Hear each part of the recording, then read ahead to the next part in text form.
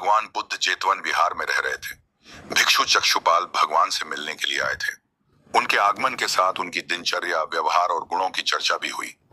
भिक्षु चक्षुपाल अंधे थे। एक दिन बिहार के कुछ भिक्षुओं ने कुछ मरे हुए गिद्धों को चक्षुपाल की कुटी के बाहर पाया और उन्होंने चक्षुपाल की निंदा करनी शुरू कर दी कि उन्होंने इन जीवित प्राणियों की हत्या की। भगवान बुद्ध ने निंदा कर रहे उन भिक्षुओं को बुलाया और पूछा कि क्या तुमने भिक्षु को गिद्धे मारते हुए देखा है? उन्होंने उत्तर दिया, नहीं। इस पर भगवान बुद्ध ने उन साधकों से कहा कि जैसे तुमने उन्हें गिद्धों को मारते हुए नहीं देखा, वैसे ही चक्षुपाल ने भी उन्हें मरते हुए नहीं देखा और उन्होंने गिद्धों को जानबूझकर नहीं मारा है, इसलिए उनकी भर्त्सना करना उचित नहीं है। भिक्षुओं ने इसके बाद पूछा कि चक्षुपाल अंधे क्यों हैं? उन्होंने इस जन्म में अथवा पिछले जन्म में क्या पाप किए? भगवान बुद्ध ने चक्षुपाल के बारे में कहा कि वे पूर्व जन्म में एक चिकित्सक थे। एक अंधी स्त्री ने उनसे वादा किया था कि यदि वे उसकी आंखें ठीक कर देंगे तो वह और उसका परिवार उनके दास बन जाएंगे। स्त्री की आंखें ठीक हो गईं, पर उसने दासी बनने के भय से यह मानने से इनकार कर दिया। चिकित्सक को तो पता था कि उस स्त्री की आंखें ठीक हो गई हैं। वह झूठ बोल रही है। उसे सबक सिखाने के लिए या बदला लेने के लिए चक्षुपाल ने दूसरी दवा दी। उस दवा से महिला फिर अंधी हो गई। वह कितना ही रोई पीटी, लेकिन चक्षुपाल जरा भी नहीं पसीजा। इस पाप के फलस्वरूप अगले जन्म में चिकित्सक को अंधा बनना पड़ता। प्रेरक कहानी 2 परिश्रम और धैर्य। एक बार भगवान बुद्ध अपने अनुयायियों के साथ किसी गांव में उपदेश देने जा रहे थे। उस गांव से पूर्व ही मार्ग में उन लोगों को जगह जगह बहुत सारे गड्ढे खुदे हुए मिले। बुद्ध के एक शिष्य ने उन गड्ढों को देखकर जिज्ञासा प्रकट की, आखिर इस तरह गड्ढे का खुदे होने का तात्पर्य क्या है? बुद्ध बोले, पानी की तलाश में किसी व्यक्ति ने इतने गड्ढे खोदे हैं।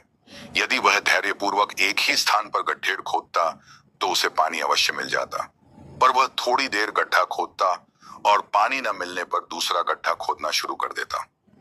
व्यक्ति को परिश्रम करने के साथ धैर्य भी रखना चाहिए। प्रेरक कहानी 3 अमृत की खेती। एक बार भगवान बुद्ध भिक्षा के लिए एक किसान के यहाँ पहुंचे। तथागत को भिक्षा के लिए आया देखकर किसान उपेक्षा से बोला, श्रमण मैं हल जोतता हूं और तब खाता हूं।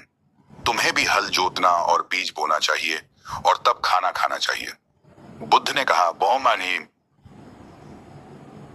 महाराज, मैं भी खेती ही करता हूं। इस पर किसान को जिज्ञासा हुई और वह बोला, मैं न तो तुम्हारे पास हल देखता हूं, न बैल और ना ही खेती का स्थल। तब आप कैसे कहते हैं कि आप भी खेती ही करते हो? आप कृपया अपनी खेती के संबंध में समझाइए। बुद्ध ने कहा, महाराज, मेरे पास श्रद्धा का बीज, तपस्या रूपी वर्षा और प्रजा रूपी जोत और हल है। पाप भीरुता का दंड है, विचार रूपी रस्सी है, स्मृति और जागरूकता रूपी हल की फाल और पेनी है। मैं वचन और कर्म में संयत रहता हूँ।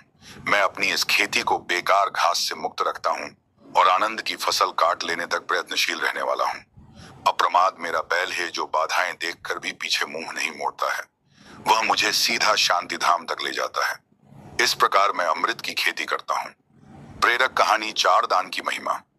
भगवान बुद्ध का जब पाटलिपुत्र में शुभागमन हुआ तो हर व्यक्ति अपनी अपनी सांपत्तिक स्थिति के अनुसार उन्हें उपहार देने की योजना बनाने लगा। राजा बिंबिसार ने भी कीमती हीरे, मोती और रत्न उन्हें पेश किए। बुद्धदेव ने सबको एक हाथ से सहर्ष स्वीकार किया। इसके बाद मंत्रियों, सेठों, साहूकारों ने अपने अपने उपहार उन्हें अर्पित किए और बुद्धदेव ने उन सबको एक हाथ से स्वीकार कर लिया। इतने में एक बुढ़िया लाठी टेकते वहां आई। बुद्धदेव को प्रणाम कर वह बोली, भगवान, जिस समय आपके आने का समाचार मुझे मिला उस समय मैं यह अनार खा रही थी। मेरे पास कोई दूसरी चीज न होने के कारण मैं इस अधखाए फल को ही ले आई हूँ। यदि आप मेरी इस तुच्छ भेंट स्वीकार करें तो मैं अहोभाग्य समझूंगी। भगवान बुद्ध ने दोनों हाथ सामने कर वह फल ग्रहण किया। राजा बिंबिसार ने जब यह देखा तो उन्होंने बुद्धदेव से कहा, भगवान, क्षमा करें। एक प्रश्न पूछना चाहता हूँ। हम सब ने आपको कीमती और बड़े बड़े उपहार दिए जिन्हें आपने एक हाथ से ग्रहण किया, लेकिन इस बुढ़िया द्वारा दिए गए छोटे एवं झूठे फल को आपने दोनों हाथों से ग्रहण किया। ऐसा क्यों? यह सुन बुद्धदेव मुस्कुराए और बोले, राजन, आप सबने अवश्य बहुमूल्य उपहार दिए हैं, किंतु यह सब आपकी संपत्ति का 10वां हिस्सा भी नहीं है। दीनों और गरीबों की भलाई के लिए नहीं किया है, इसलिए आपका यह दान सात्विक दान की श्रेणी में नहीं आ सकता। इसके विपरीत इस बुढ़िया ने अपने मुंह का कौर ही मुझे दे डाला है। भले ही यह बुढ़िया निर्धन है, लेकिन इसे संपत्ति की कोई लालसा नहीं है। यही कारण है कि इसका दान मैंने खुले हृदय से दोनों हाथों से स्वीकार किया है।